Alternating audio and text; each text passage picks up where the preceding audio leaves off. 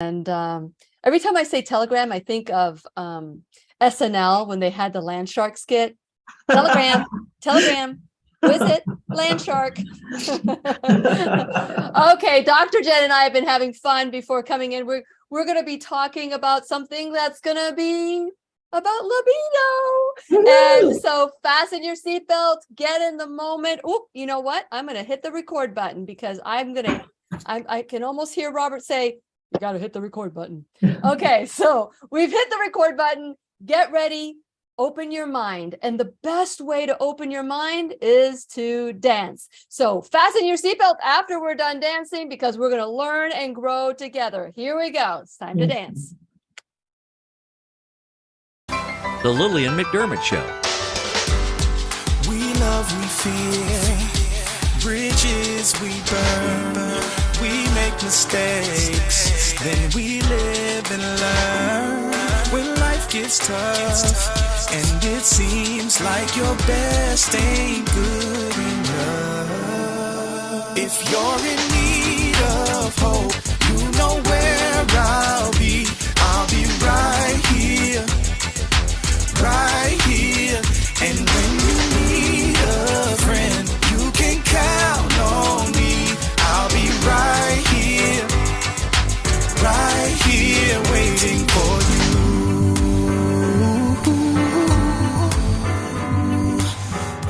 This is the place you can always turn to when you need a friend. The Lillian McDermott Show. To reach out to Lillian, visit her on the web at whenyouneedafriend.com. Now let's all learn together. Here's Lillian McDermott.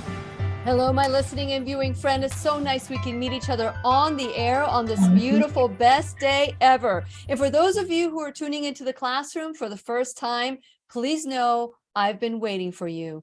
This is a safe place where you can go to when you need a friend. It is my commitment to provide natural ways to heal, and it is my mission to make awareness, responsibility, and truth a part of our everyday life. And I hope you, my listening, as well as my viewing friend, will feel empowered to embrace a new truth and live the life of your dreams. As I've mentioned to you before, it's very difficult to become a sponsor on the Lillian McDermott radio show classroom because we have certain parameters that we are holding to as truth for us. So it becomes very difficult. But how wonderful when you find somebody who not only is a great clinician, practitioner, naturopathic doctor, who is in total alignment with you, and they also want to support you. And this is who I speak about every time I say support our sponsors. Support Dr. Jennifer Gramith because she is helping us learn some new truths that we won't hear anywhere else. And so I'm grateful to her because we have Dr. Jennifer Gramith practices in Georgia, and Rightway Health and Wellness. I was trying to think of it, Stockwood or Woodstock. I'm gonna, it's our conversation of our voice and how we were working with our voice earlier. I'm like still there. Anyway, moving forward, she's helped us in so many different ways. She's helped us with our gallbladder cleanses. We've done juicings with her. She's taught us about the lymphatic system, EVOX and emotional with the ZYTO. There's so many different ways that she has brought different and new dimensions to what we're learning about. So today, we're going to be talking about the endocrine system. We normally talk about the lymphatic system, but today we're going to talk about the endocrine system and how it helps with improving our libido. And that's why I've got my love shirt on. And so since it is our sole purpose in life to give and receive love and knowledge, I am grateful that Dr. Jennifer Gramith of Rightway Health and Wellness is here to do just that. Welcome back, Dr. Gramith. Thank you. It's always my pleasure to be here. And I'm looking forward to our topic today. I think this is something that a lot of people are concerned with, especially as we get older. We start to notice things changing in our body. So I think it's a great topic that everybody needs to know about for sure.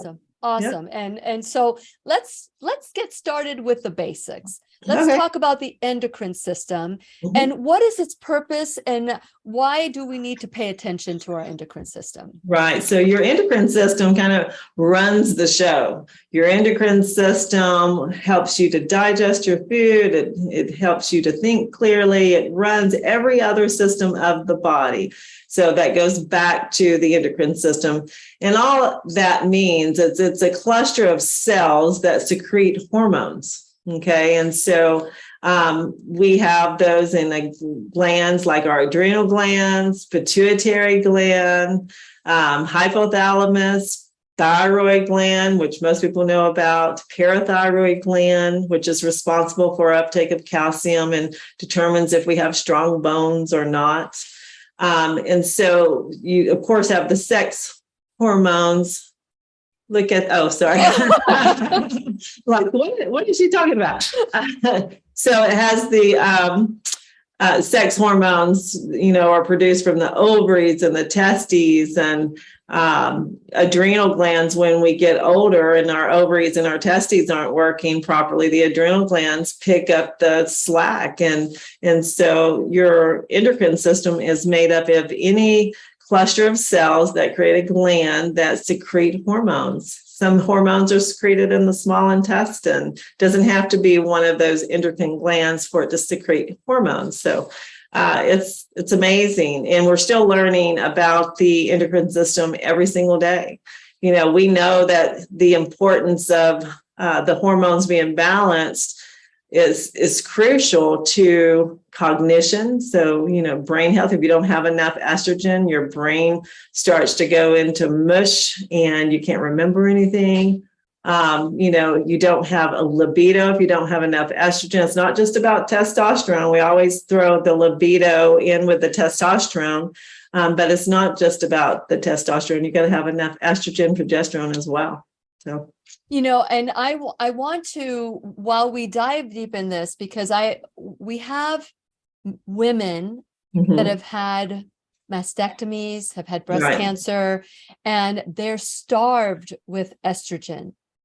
And so you had mentioned in a previous class that we did about the estrogen, our hormones, the good, the bad, and the ugly. I can't remember which one it was.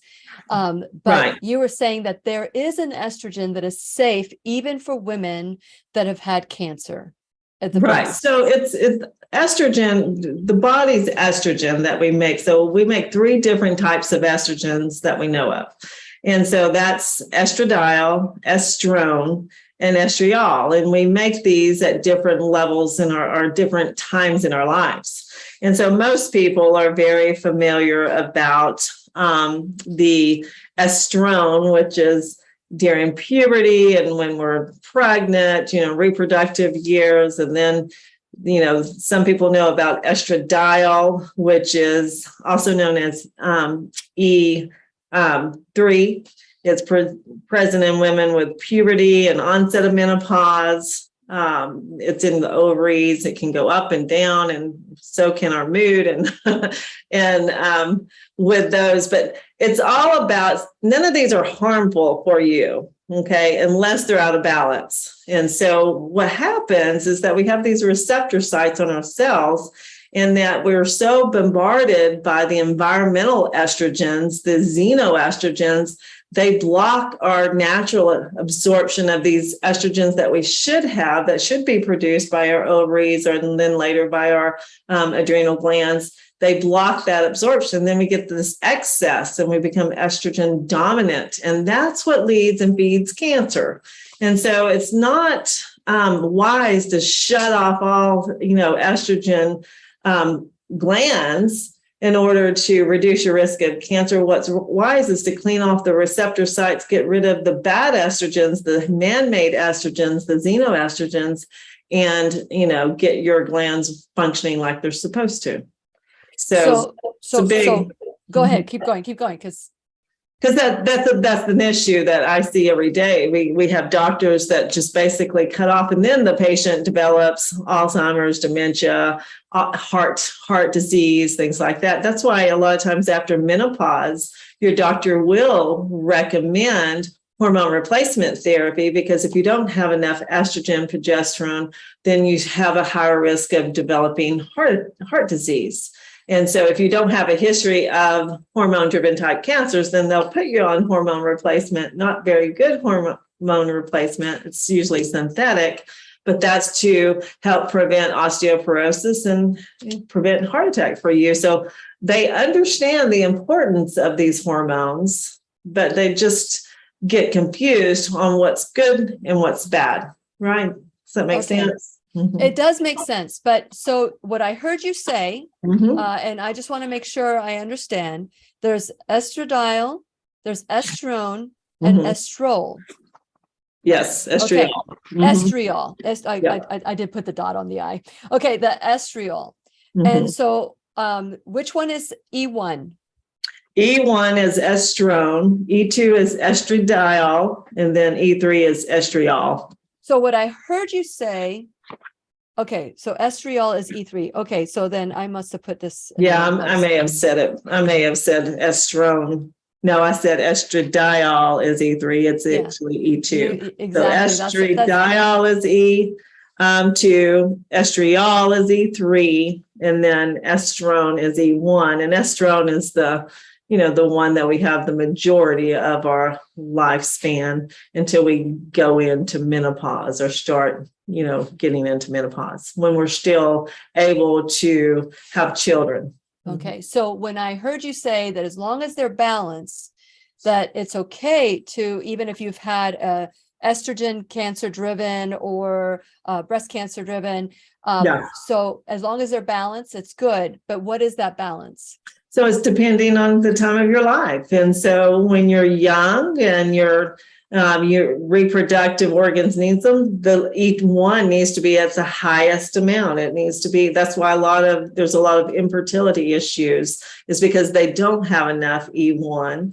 And so, it depends. So it's not bad for these estrogen to go down as we age, but not to the rate that we see and it's not that we see lack of estrogen. In most cases, is excess of estrogen that's throwing people out of balance, leading to cancer. There's a natural decline that should happen. You should still have some, but there is a natural decline, and that's safe and that's normal. And people shouldn't get too concerned with that. But as long as it's your glands producing these hormones, you're typically safe in that they're not going to cause cancer. It's all the synthetic hormones or the dominance, because your receptor cells are already blocked with those xenoestrogens. And so your body is producing these estrogens like it's supposed to, but then you have this other burden of these synthetic estrogens. Okay. So you got to clean those out. So I remember one time you said that there was one that was preferred. Let's say they're postmenopausal.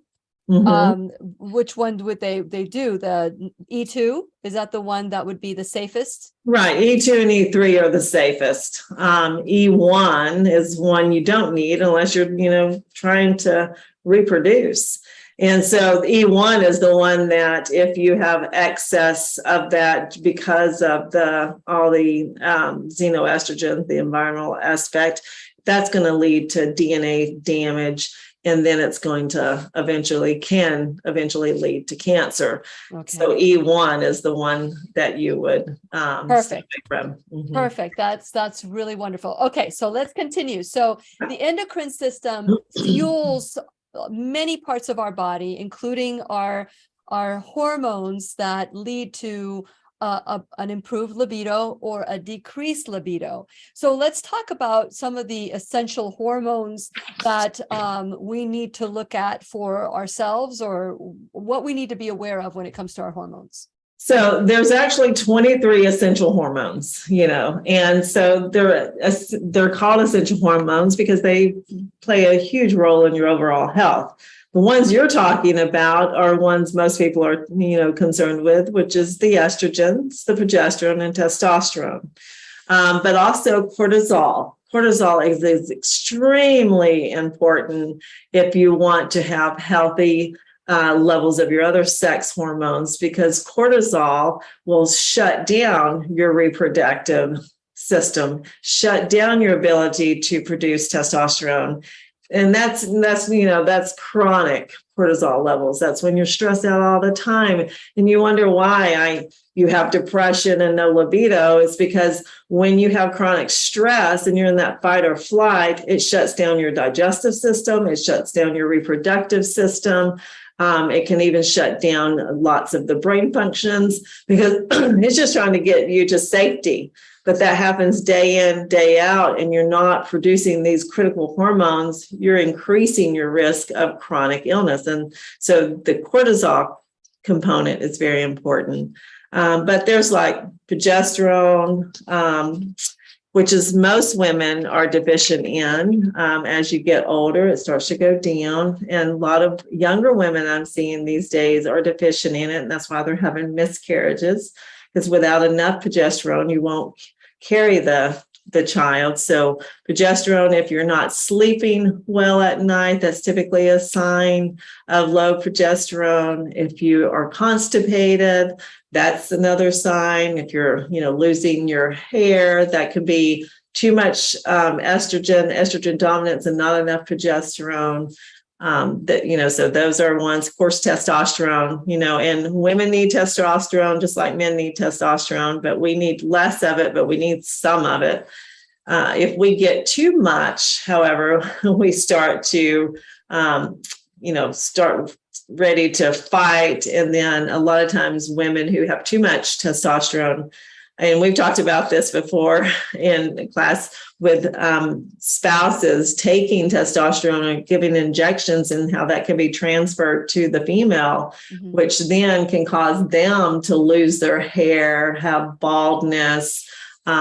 They can start having acne on their body, just ridiculous symptoms that none of us want. You lose hair on your head, but then you grow it everywhere else.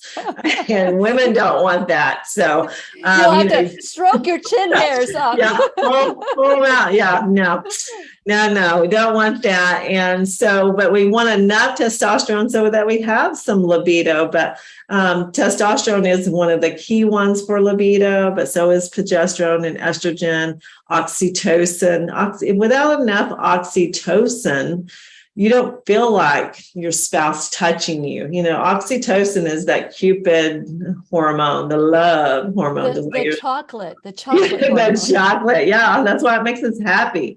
But, and so what increases oxytocin is touch. It's affection. It's, touching one another. And so that will increase oxytocin. But that's why naturally when we are pregnant, and after we give birth, our oxytocin levels come up because that is what helps us to bond with our child and have this affection for the child.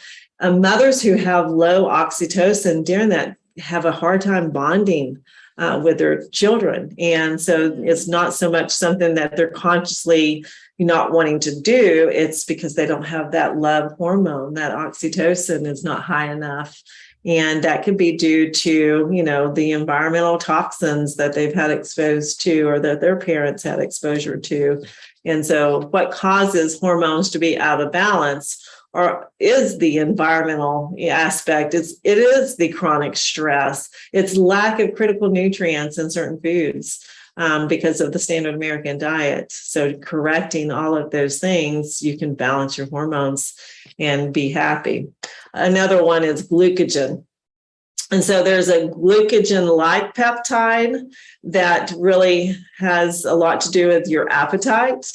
When you're hungry, when you're not, stopping the appetite. But then there's also the glucagon hormone that's produced by your pancreas. And I see this issue, either the pancreas is shooting out too much insulin or not enough.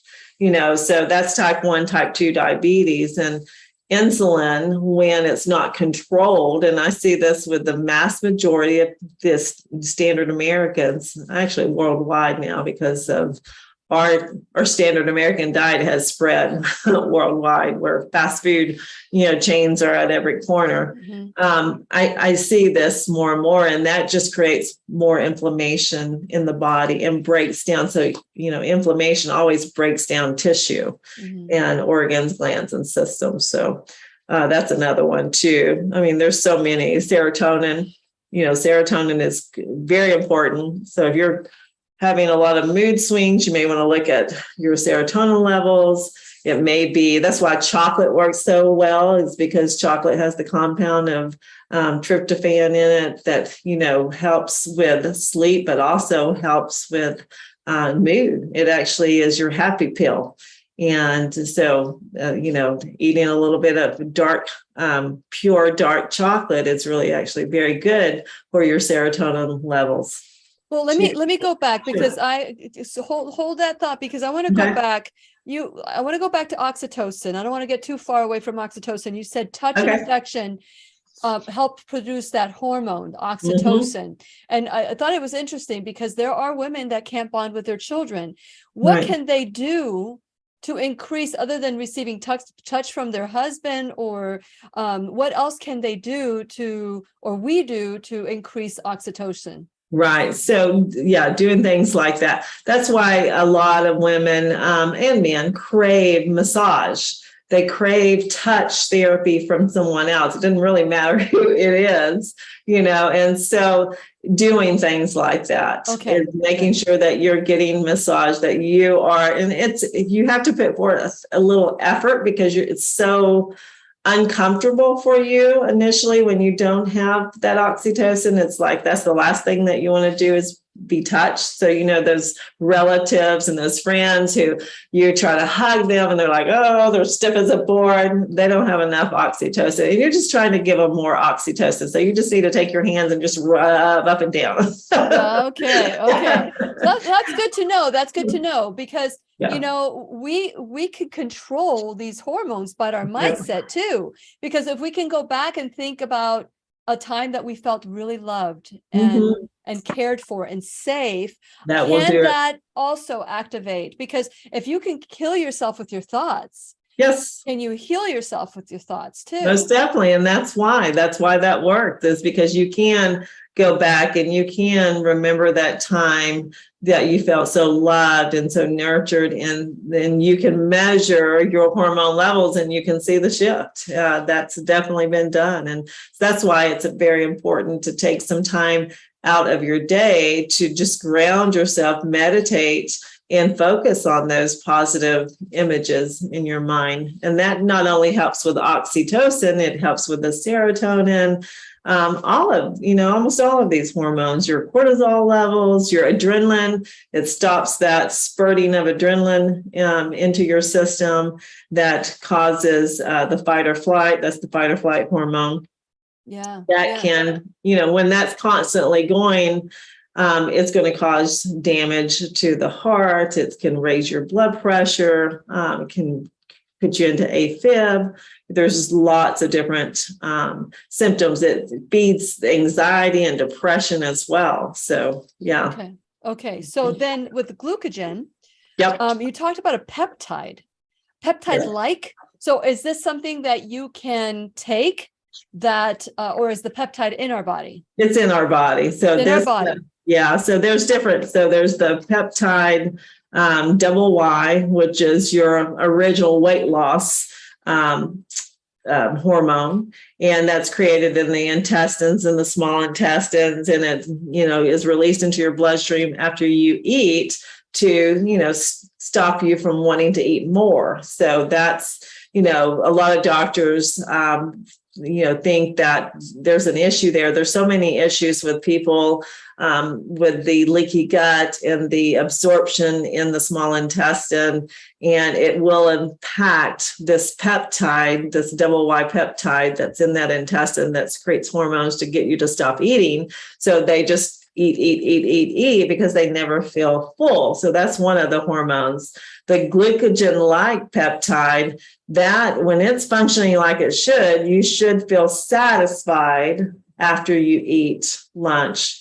Now, for that to remain balanced, you got to slow down with eating, and that's where they say don't drink with your meals. That can influence that glucagon-like peptide where you still feel hungry. So you want to slow down, eat slow, chew your food, let it get digested mostly in your mouth before it hits your stomach. And then you will feel full sooner and you won't continue to put more down. And then, of course, the insulin we talked about. And then there's the glucagon, which is going to regulate your blood sugars, which is critical. Otherwise, if blood sugars aren't regulated, then your body's just going to, instead of using that sugar, for energy, it's going to store it into your adipose tissue for later usage. And what happens, we never go through a fasting phase where we need to pull it out. It just builds and builds. And then you're dealing with obesity and just an inflammatory body. And so that's why fasting is so beneficial, Lillian, because you actually you clean out your entire endocrine system, typically by day 14 on a juice fast. Wow. Okay. So follow-up question again. Okay. So you talked about type 1 diabetes, type 2 diabetes. We know that type 2 diabetes is a lifestyle change. You can turn it around, reverse it. Nobody can dispute that. I mean, that is indisputable. Now, type 1 diabetes, which we've had Dr. Day and other doctors come on and say that the number one cause of childhood diabetes is dairy, and children have a lot of dairy, and so this is causing problems with diabetes. Now, I'm not sure if it's type 2 or type 1, but I had a gentleman talk to me about type 1 diabetes not too long ago, and he wants to reverse it. He wants to reverse it. Is that something that is reversible? And I know that we're not talking about this, but is it something that can be reversed? I've seen it. Yeah, I definitely have seen it reversed, and I have worked with patients, and it could be a combination of things. So type 1 diabetes is when the pancreas just doesn't produce insulin. So, type 2 is producing too much insulin typically because of all the glucose in there. Type 1 is just not, producing it. So if there's ways to stimulate production of the hormone in the pancreas, then yeah, you could. And so a lot of doctors have used proteolytic enzymes, and they've used other type of supported, herbs that actually help to produce, more insulin. So, the cases that I have seen, it was they were diagnosed because it happened very early in their life. They were diagnosed with diabetes type 1. It may have been a combination of type 1, type 2s, that, diabetes, both. And, so it's hard to say. I do think that you can repair with the right nutrition, you can repair any organ, gland, or system of the body. It just takes longer. It's just harder in most cases. Well, I tell you what, that's very hopeful for someone who has type 1 diabetes that have been told that you will always have type 1 diabetes. I was doing some research after that conversation, and I discovered that they're doing like enzymes or stem cell transplants for people with type 1 diabetes, and that's very looking hopeful. Promising. Yeah, that's looking promising. So stem cells are going to regrow the tissue, the organ, the gland. And so that is actually probably one of the most promising things for these types of, genetic type illnesses. So very good. Okay. So before we continue on, I want to take some time to talk about the website and some of the things that we're doing. I don't know if you have something that you want to promote as well, but I want to make sure that all of you go to whenyouneedafriend.com. I'm getting texts asking how to get a hold of Dr.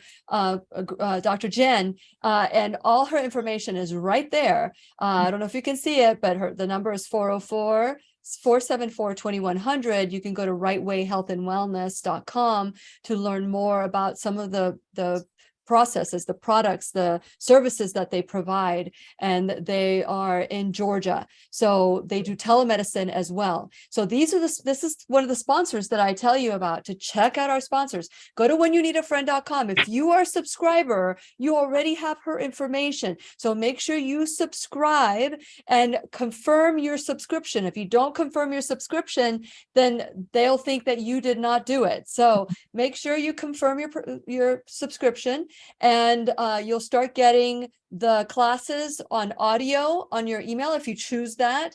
And you'll also get a weekly blog to let you know who's in the classroom, so you can make plans to watch it and be in the front row seat. So while you're there, make sure you like and follow me on all social media, including BitChute and Odyssey, Facebook and YouTube. Now we're live. You can watch us live on Telegram, and I hope that you can hear us on Telegram today. And also you can watch us live at whenyounneedafriend.com. So if you have a social dilemma where you don't want to be a part of the mainstream media or social media, you can go to whenyounneedafriend.com, scroll down, click the view live, and you can watch us live there. Or you could go to Telegram, join my Telegram account. It's Lillian McDermott, the classroom. Very simple. Everybody can join. So please tell everybody to join, and you can watch us when you're on a jog and a run, anywhere you want. So while you're there, like I said, check out our sponsor, Rightway Health and Wellness. Support Rightway Health and Wellness the way that they're supporting the classroom. And we also have others that have stepped forward, like the pharmacy. Check out my Shop Now bag. It's a cute little bag with my picture on it. You can thank Joe for that. And while you're there, you can look at all the Lilly approved products that I absolutely support 100%. We also have workshops that you can go to. You can go to the liver gallbladder cleanse. You can go to the November 5th and 6th, the body code with Dr. Bradley Nelson. This is a live one in Cape Canaveral, Florida. You can also go to a virtual workshop that is the MQ detox experience. We had Dr. Jen speak to us last week. She did a phenomenal job teaching us about mold and metals and the lymphatic system, and how to get these emotions out so that your body can heal naturally. And so check them all out, and then you can become an enrolled student in the classroom. We really need all of you to donate $1. I'm just going to tell you, if you're watching this class today, just donate $1 a day or $1 a month, $1,000 a month, whatever you can afford to do. Please help us out, because we are in desperate need for your generosity. So if you want to be an enrolled student in the classroom, please donate. You can donate your time, your talent, your treasure. If you want to donate your time, please share this video as much as you can to all your friends. Let them know that the classroom is in session. And today we have Dr. Jennifer Gramith of Rightway Health and Wellness. And you can go to 407-373, no, that's my number, 404-474-2100, and go to Rightway Health and Wellness. And you can, if you shop at shoprightwayhealth.com, let's say there's something that she mentions today that you would like, enter Lily20, and you will get 20% off your first purchase. So make sure you get everything you want the first time you go in there. But there are some exceptions to those rules that Dr. Jen tells us about. So what do you have coming up with at Rightway Health and Wellness? Well, we actually have a live level 2 training class for our assisted lymphatic therapists coming up. So we went strictly to everything being online, and we're going to host one live training a year. And I've clipped on to that, or added on to that training program, a day of just a really comprehensive focus on functional medicine. And so that's going to be open to anybody who wants to learn about functional medicine, how you can utilize it, what you need to know, what's the best therapies, the best way to test, how to read your labs. All of that's going to be in a 1-day class at the beginning of that level 2 training for our assisted lymphatic practitioners. So I'm super excited about that. And we're also going to have an open house here at our location because we expanded. That's coming up in December, the 1st of December. And, that's just a meet and greet where people can come in our community. So if you're in town that week, come by, see us. We're going to be taking people through the clinic and showing them all the great things and modalities that we have to offer. So I'm going to check my calendar. Check your calendar. So everybody check your calendar right now. December 1st is a Thursday. It's going to be the Friday. So it's December 2nd. Oh, December 2nd. Okay, good. Yeah. Okay. A Friday. Ooh. Yeah. What time? It's all day thing. So 10 to 4, I think, 10 to 4.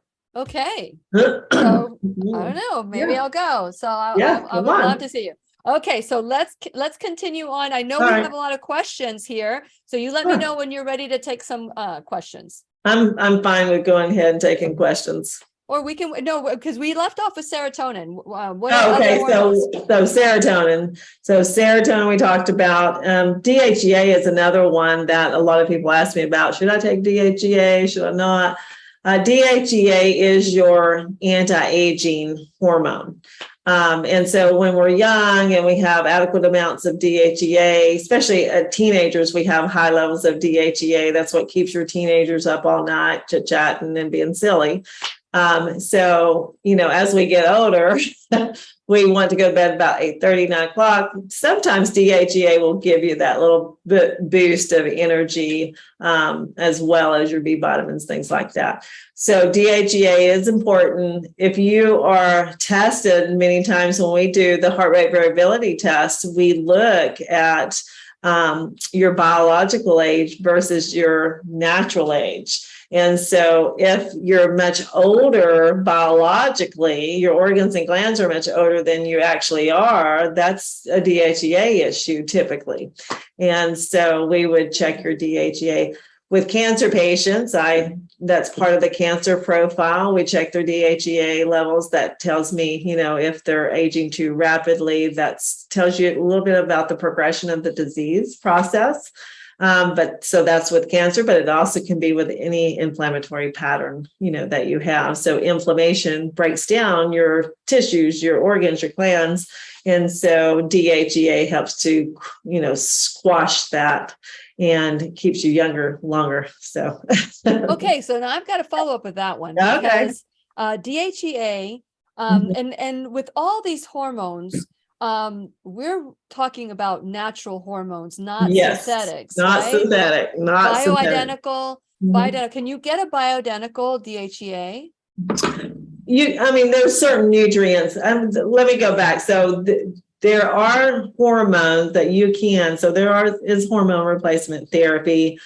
It's never the best scenario to take internally hormones.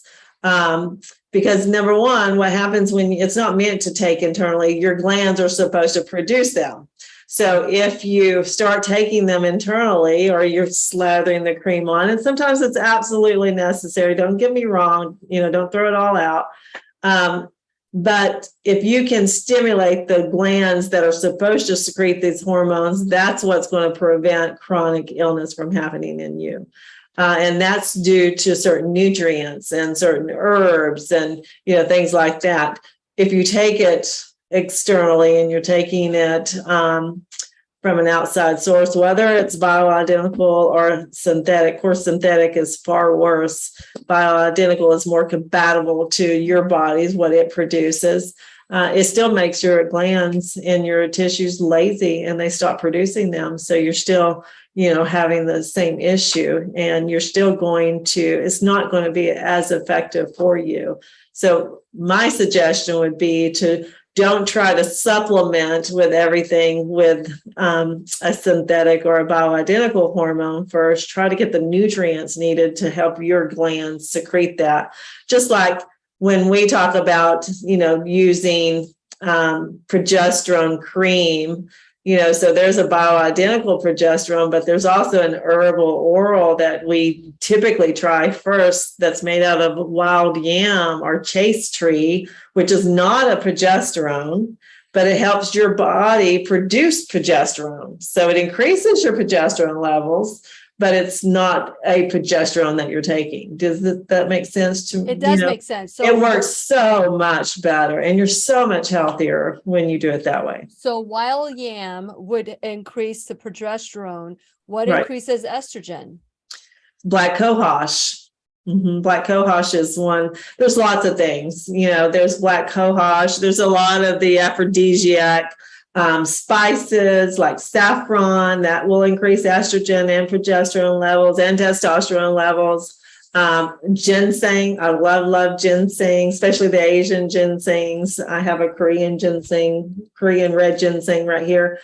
I take that increases. These are like natural aphrodisiacs. And so they give you a quick response and increase your libido.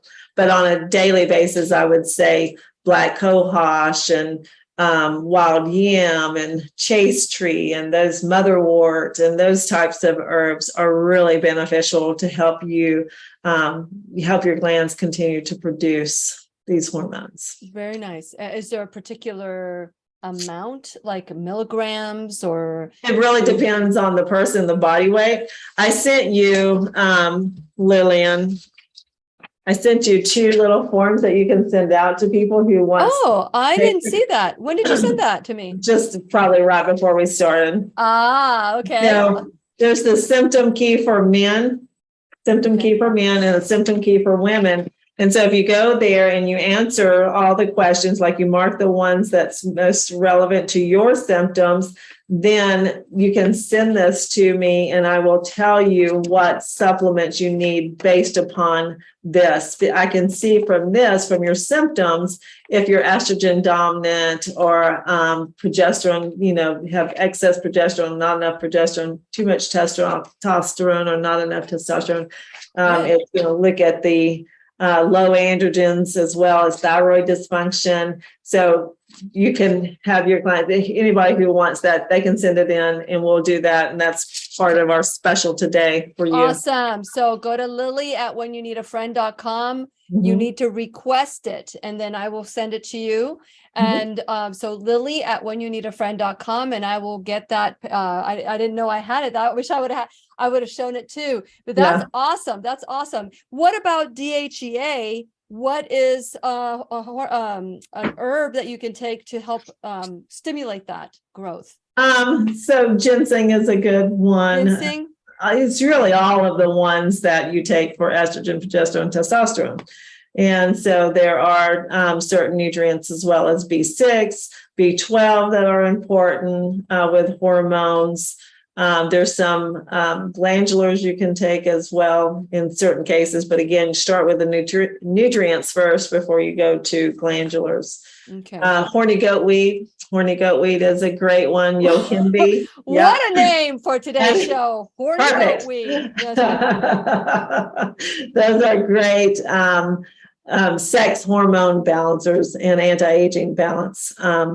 Herbs. So I use the ones I use that I really like is for libido is the Libido stem from Designs for Health.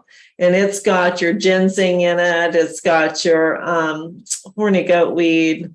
It's got all the other critical, nutrients. I'm sorry, I'm just like a little 2-year-old It's like a now. natural Viagra right here. Yohimbe has been called natural Viagra too. Okay. And you can order that. Another one that I love that I think that it's been more recognized with women taking is maca. Maca you can buy in any organic health food store. Make sure it's organic powder and, do a teaspoon of that daily. Maca is a great aphrodisiac. It's great for balancing not only female hormone, but male hormone. And it really helps with increasing the testosterone in men and the sperm count in men as well. And so that's something you can just grab, throw in your smoothie. It's nothing, and it makes a world difference.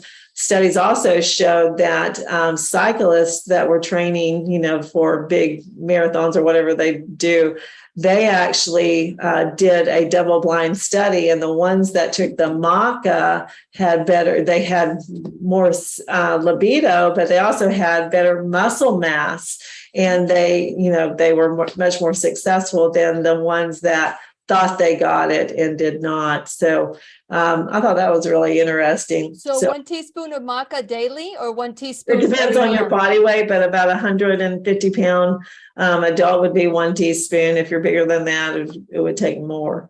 Okay. Yeah. Okay. This is exciting. I know. Maca, great. So maca. Now, ginseng, I'm trying to go back. There was a time in my life where I took ginseng and it caused me to be like hyper. Can you imagine me being any more hyper than I couldn't sleep. So it probably adds up your adrenal. It's an adrenal gland food. So you, at that point in your time, you may not have needed that type of stimulant to get your adrenals pumped up. So it depends on, you only take what you need. And how much ginseng do you? It depends.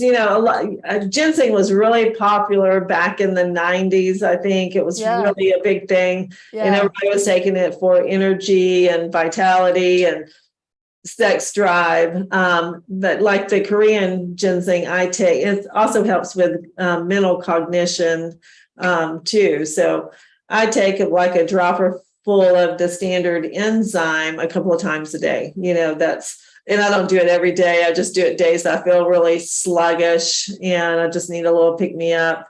I used to chew the ginseng gum. That was one of my favorite things. If I was going to chew gum, it was going to be the ginseng gum, and it gave you energy.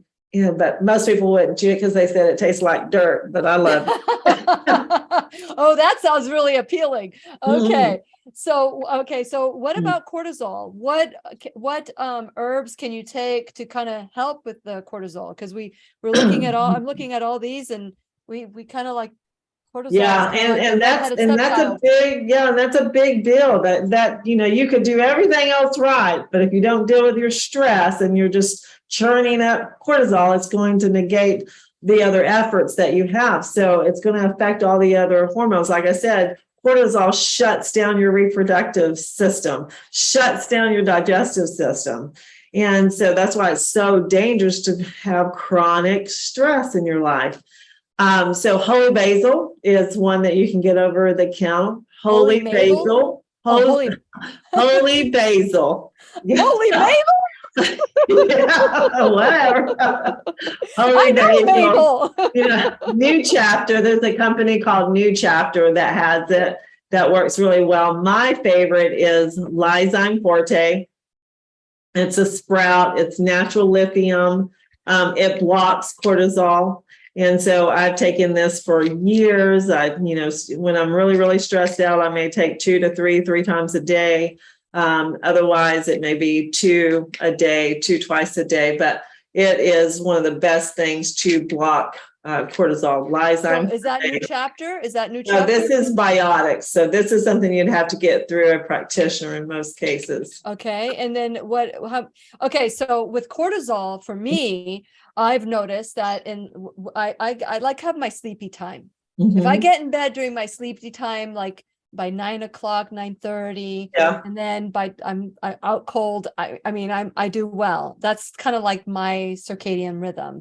But because I'm so driven to get things done, one more thing, right. or we'll get in bed and Robert and I will be talking or something, and he'll start stimulating my brain again, and I could be up all the rest of the night. Right. But so if I were to take something like that, which is the holy basil, would that cause do you take it in the morning or do you take it at night? So it would depend upon your cortisol curve. So, a natural cortisol curve should be high cortisol in the morning to give you energy to get up. And, so you want it to be high. So you don't really want to be taking a blocker in the morning because you're going to be tired all day long. So typically it's best to take it midday or evening. But I have patients who have a flipped cortisol curve. So they have really high cortisol at night when they should have very low cortisol.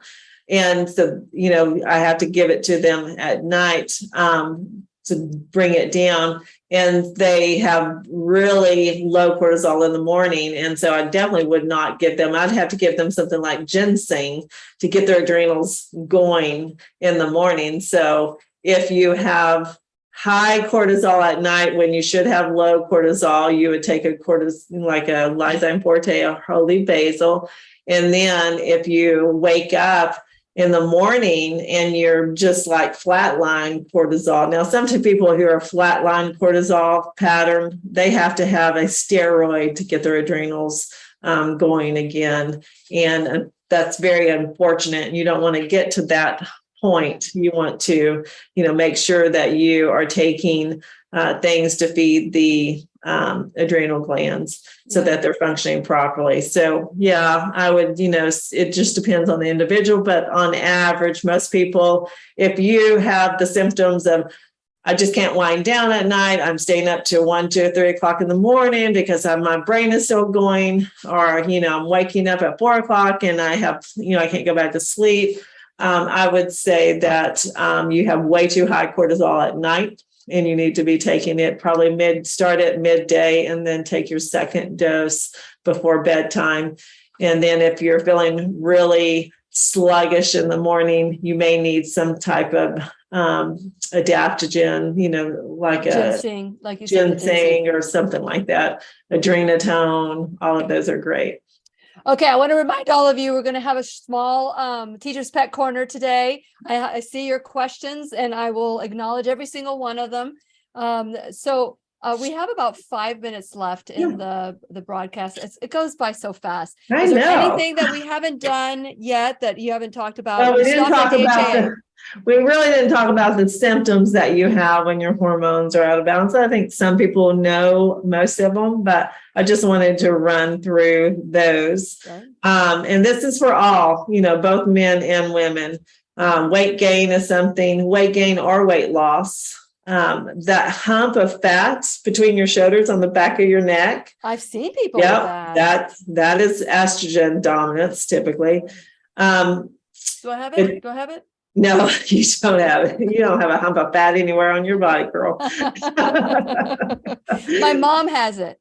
Yeah, my mom has that hump. Yeah, my oldest sister has that hump, and I thought maybe I was going to inherit the hump. Nope, not you, because you take care of yourself. Fatigue, muscle weakness. So, you just notice that you're not as strong as you used to be. Aches, muscle aches, tenderness, and stiffness. When you haven't even worked out, you just get up and, to go to the bathroom in the morning or in the middle of the night and you just feel like you're 80 years old or whatever. That's not normal. That's typically hormone issues. Heart rate increased or decreased. So all of a sudden your heart rate's increasing or it's actually going down. It's decreasing. Can be signs of your hormones because, again, your hormones run all of that. Sweating, when you shouldn't be sweating. Sensitivity to cold or heat, constipation or even diarrhea, these cycles of like IBS, frequent urination, increased thirst, increased hunger, decreased sex drive, which is what we always notice, depression most definitely, the nervousness, anxiety, irritability, blurred vision. So those of you who just think it's just natural to, get blurred vision, it's not. It's typically a hormone issue. And that's why it typically happens after the age 40 when you're creeping into that, for women, creeping into menopause. And even with men, your testosterone levels are lowering. It can cause vision issues. Infertility, thinning hair, fine and brittle hair, dry skin, puffy face, round face. So all of a sudden you start to look like you're swollen all the time. that's a sign. And then the purple and pink stretch marks, people don't realize is a hormone imbalance. A lot of times I remember when I was pregnant, people were like, oh, you gained so much weight. That's what it's caused. It's not caused from weight gain. It's caused from hormone imbalance.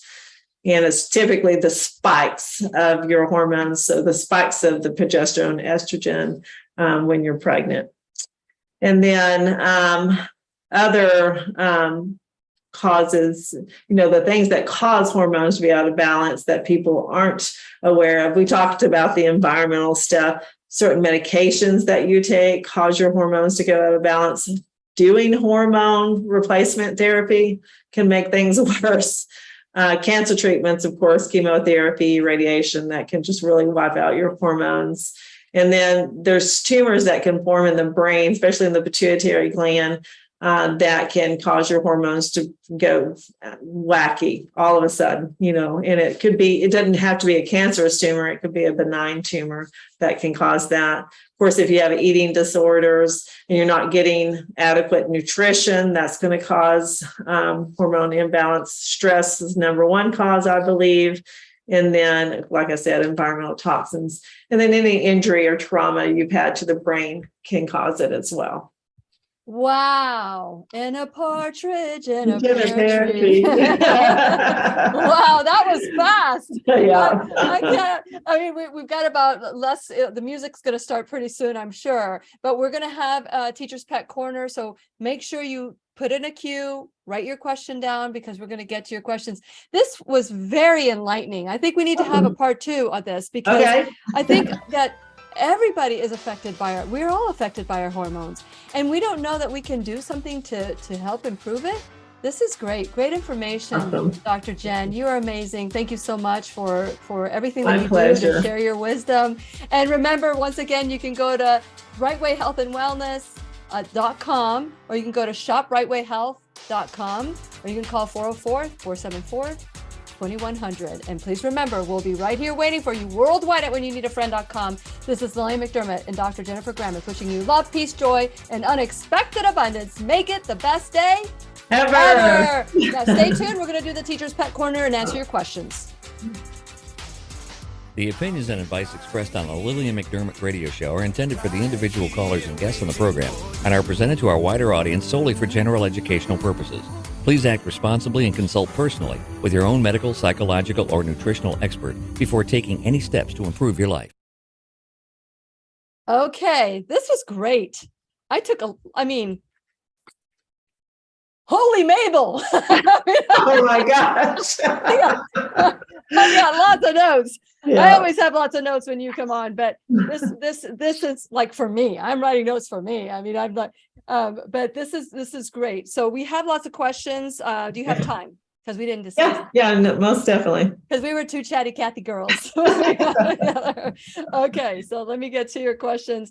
Good morning, Marianne. Everybody's like, good morning. Good morning. Okay, so Glenda wants to know, what do we request? Okay, so the first question, there's lots of questions I missed here. Okay, so let me go. Is there a best test that tests correct levels? I'm thinking about the hormones. Right. Yeah. So Dutch test is one of my favorite tests to check your hormone levels. I've got it right here. I'm going to do that that's soon. the Dutch Plus test. There's a female one and a male one, and that would be the one. And that's going to include that cortisol level too. So a lot of times when you go and get hormone tested, they're just doing it at a random time during the day. A lot of times it's blood, sometimes it's saliva. When you do the Dutch test, you're taking samples of saliva and urine for 24 hours. So you actually can see that full cycle of your hormones and how your hormones are behaving in your body. And so to me, if you're going to do it, that's the best way to do it. I would do the Dutch Plus test. Okay. So I have a question here on my phone. Let's see. Oh, I got a lot of questions here. I have a lot of questions on my phone. Okay. What is the connection between mold and libido? And you know what? That was a question I was going to ask you. If we have mold in our body, how it affects our hormones Libido. as well. Yeah. So that's a great question. And Yeah. so mold is going to cause congestion in your lymphatic system. Your lymphatic system, when it's sluggish, it cannot circulate those hormones, and you're not going to, it's going to impede your absorption of the hormones in the tissues that it needs to be in. And so the liver plays a role in it. The lymphatic system plays a role in it. Those two systems are major systems that you have to make sure that are clear and functioning, because your liver is going to get rid of the debris or once your body tries to metabolize the hormone, it needs to be excreted out of the body. You don't want it to hang out into the tissue. You want to excrete it so it can produce more. And, molds and mycotoxins and any environmental burden on the liver or on the lymphatic system and the immune system will impede proper hormone production. Very good. So the liver, now we did the gallbladder liver cleanse. Right now we're in the middle of the M-Cube detox experience, and we are doing, we're not having any carbs, no sugar, nothing processed. And let me tell you, within a couple of days of me not eating potatoes and rice and all of that, I was beginning to have like a little bit of joint pain here. And within a couple of days, it went away. Yeah. Isn't that crazy? And when you wake up in the morning and you step for the first time, I was beginning to feel like, something is, when I'm stepping down, it's kind of like needly, and that all went away. So I'm experiencing so many benefits. I'm going to ask the group next Tuesday to share maybe some of their benefits, because we're focused right now on the detoxification. It seems like okay, take Kumanda here, take this here, Algus, and there's just so many things that we're doing. But this coming November 1st, we're going to be talking about what's improved. Let's focus on what's improved, because it's so important that we focus on that as well. But so the liver, I can see all that. The cleaning, no alcohol, that'll do it. Alcohol messes up your hormones faster than, or not as fast as stress, but almost. Okay, so the next question is, do you have a book with this information? Oh, that's a good question. There's lots. Write a book? There's a lot. I have an article of all the stuff that I just talked about that I wrote, so I can share that with you if you want to share the information that we've talked about. There's lots of great books written about the thyroid cure. Is a great book that I've read. Dr. Natasha Winters has written several books on hormones and how it pertains to your immune system and cancer. Dr. Erin Keneally as well. So there's a lot of resources out there. I'm trying to think, maybe Dr. Veronique, she does talk about hormones in her cancer book as well. We just did a show on the, and I'm trying to find it so I can, because we're giving it away. It's the thyroid reset diet. That's one. And I'm trying to find it. I don't have it here. It must be somewhere. But anyway, we're giving one away on Friday. So for those of you who would like the thyroid reset book, his name is Dr. Alan Christensen. You're welcome to go ahead and text me at 407-373-5959. But Dr. Jenna, I think it's time to write a book. That's all I'm saying. Yeah, in fact, I just had some time. It's hard. Maybe when I retire. Yes. Okay. Let's see. So other questions. How to reverse deficiencies. I think we talked about with nutrition and herbs and all of that. Okay, let me see. But step one, Lillian, is, survey the stress in your life. How much stress do you have? And be real. I mean, be real with yourself, because a lot of times we try to, play like, it doesn't bother us or things like that. And we are stressed every day.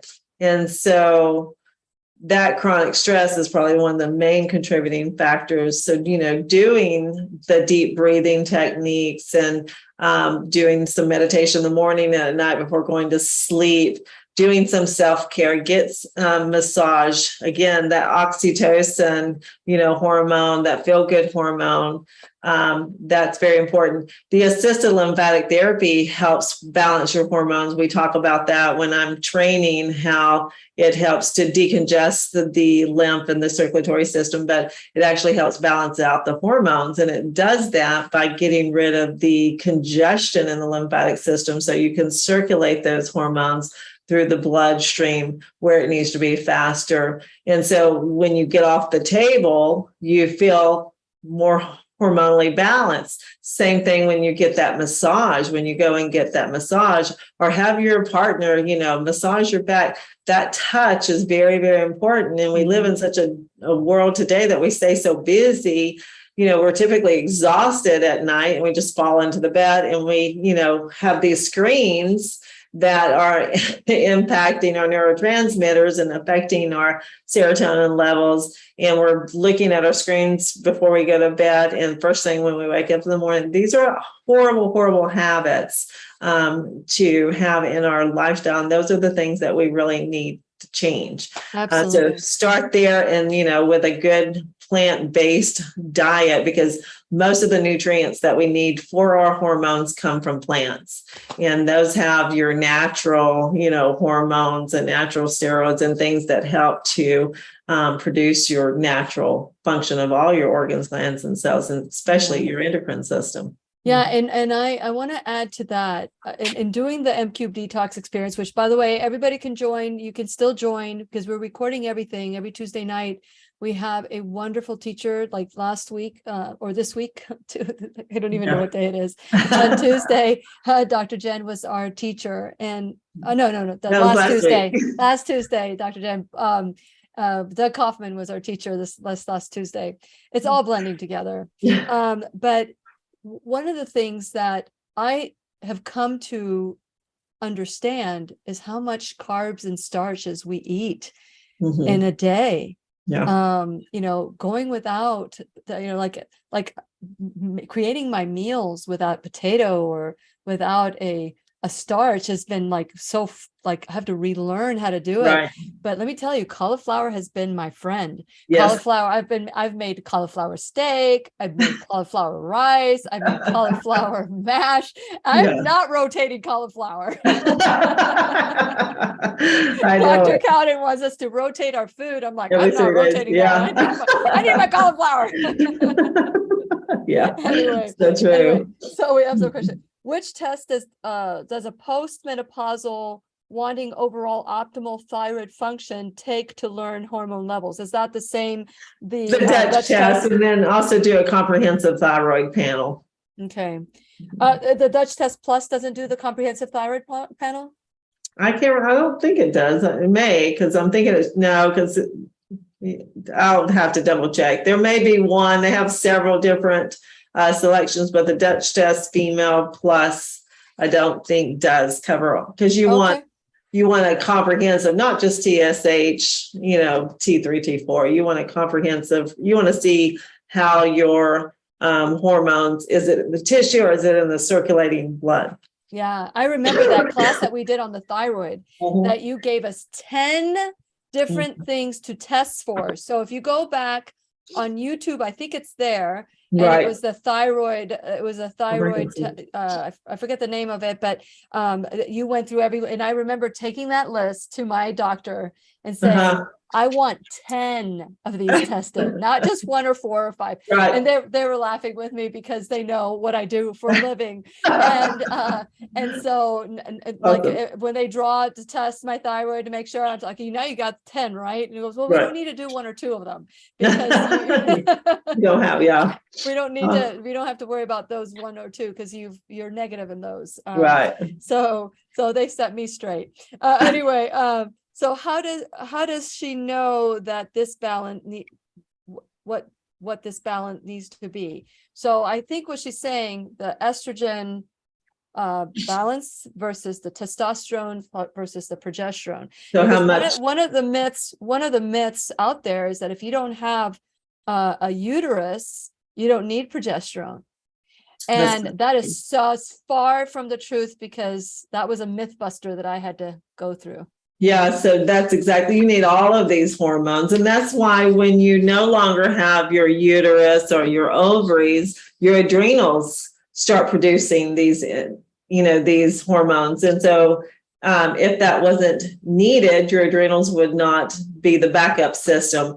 If you don't have enough progesterone, same as if you don't have enough estrogen, you're going to have higher risk of osteoporosis and cardiovascular disease too. And plus, it's going to make you crazy. You're not going to sleep well. You're going to have bowel issues, typically constipation, but sometimes diarrhea. You're going to have no motivation. And so it's very, very important to have these hormones. Now, depending on your age, depending on, if it's pre, post, menopausal, that the amounts that you need, it will be different. And so it's hard to figure out yourself. You really just need to get the labs done, meet with a practitioner like myself, let them tell you what your optimal levels should be. And then go from there. And you can tell because you will feel better. You will have more strength in your muscles. Your bones will be strong. You won't be brittle. Your hair will be thick and you won't be losing your hair. Your skin is not going to be drying out. You won't be struggling so much with that vaginal dryness, things like that.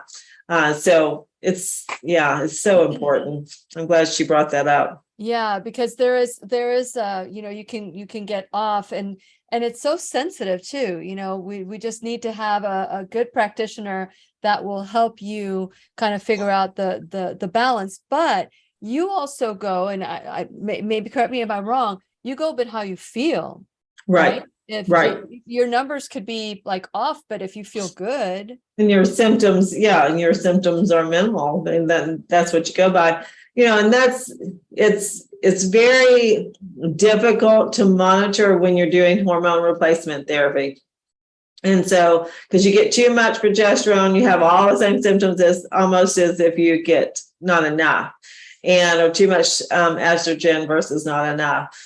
And so you're going to be symptomatic when your hormones are out of balance. So when your symptoms are decreased, that's why I say it's much better to use the herbals, the foods, the lifestyle changes, because you're not going to have huge fluctuations because you're not putting in progesterone, you're not putting in estrogen, you're just giving the nutrients that those glands need to produce. And your body knows how much it needs to produce. So when we start forcing amounts and dosages into the body, externally or internally, through taking the bioidentical hormones, which are better than the synthetic, it's foreign to the body. It's not your glands producing it. It's just you supplementing with it. So again, try the herbs, try the lifestyle changes, the dietary changes first. And then if you can't get enough, then that's when you consider the hormone replacement therapy, bioidentical hormone replacement therapy. Yeah, and I believe I get the YAM, the progesterone that I have. Mm-hmm. I believe it's YAM, and I'm going to double check because I used to get it in a cream and it just didn't absorb, and then and so they started giving it to me orally. Yeah, but they told me that this kind of oral with the progesterone was not as like taking something else that would be not a progesterone. It's just it just helps stimulate your progesterone.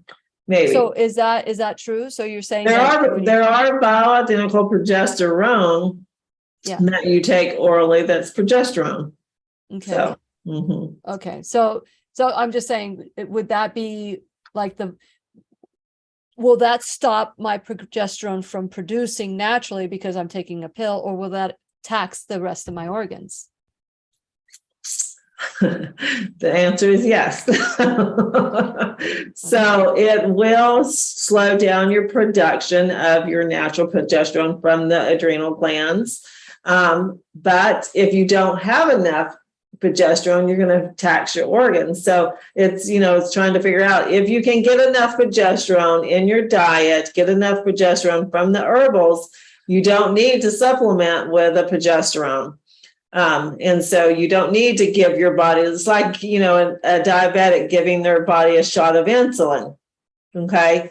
So if they can get their pancreas to produce that insulin for them, there's no need, and that's much healthier. There's no need of giving a shot of insulin, but they give the shot because their pancreas isn't producing it, and they don't want to shift their diet and take the enzymes and do all the necessary changes to get that pancreas functioning again. However, what they don't realize is that just giving the insulin, the pancreas has a lot of different functions. And so not letting it function or not focusing on restoring the function of the pancreas is going to lead to other types of diseases too. And so you're just, it's a Band-Aid effect. It's really just a Band-Aid effect. So I know that wild yam helps with progesterone. But it's not a progesterone. It helps produce progesterone. It helps with producing progesterone. Right. And then what else can help produce progesterone? Chase tree, flaxseed, soy when it's non-GMO and fermented, peaches. Oh, I love peaches. Yep, red wine. Really? Wow, I got talking about that one. Very dry and very limited. But it's the resveratrol. It's the resveratrol. Sesame seeds, garlic, berries, cruciferous veggies, all of those. Okay. Yeah, so there you go. This is great. This has been a great class today. Oh, there's one more question. Okay. One more question. How does one find a practitioner? Well, Dr. Jen is online. You can see her. She practices telemedicine. Mm-hmm. She has other practitioners, and we've done classes so you can meet all the other practitioners as well. Right. Do you have a list of practitioners? ACIM is a great resource that you can go and find functional. So it's typically a functional medicine doctor, whether it's a naturopath or a medical doctor. You want them, very educated in functional medicine, optimal levels, things like that, getting to the root cause. So ACIM, you can go and type in, your area and look for a practitioner that way. A4M, these are all different organizations where practitioners like myself, are a part of, a member of, to get more education. And so those are great places to look. Very good. And ACIM, of course, is associated with Dr. Lee Cowden. Mm-hmm. And if what I'm finding is it's benefiting what we're doing with the M-Cube detox experience has helped so many people already. Even if you don't have mold, I think that what we're going through is, detoxing the detoxification of the body with some of these foods that have been really hurting us because we eat too many of them. Mm-hmm. And so please consider joining us also to be a part of, to help us grow. Make sure you share this video, tag it, text it, share it with your friends. Do also that with the website, whenyouneedafriend.com. Share it with everybody, because right now, YouTube has demonetized me because I do not speak their language, and they're blocking me now. First it was Facebook, and now it's YouTube. So here we go. But we are part of the 99%. We can overcome a measly little garbled down, whatever they call it, algorithms. We can do this. So help us get beyond the algorithms. I am counting on all of you donating $1 to whenyouneedafriend.com. You can go to the donation. I think you can just go donate to the enrolled student in the classroom. Just go there, donate. You can donate on BitChute. Help us out, because we need to continue spreading this word no matter who is trying to stop us. Dr. Jennifer Gramith of Rightway Health and Wellness, you are amazing. I love you. I've learned so much from you today, and I hope that the people that have had cancer, breast cancer, can march into send this video to their doctors and say, please watch. If you want to be my doctor, please watch. And if they say don't have time, then you find a doctor that does have time.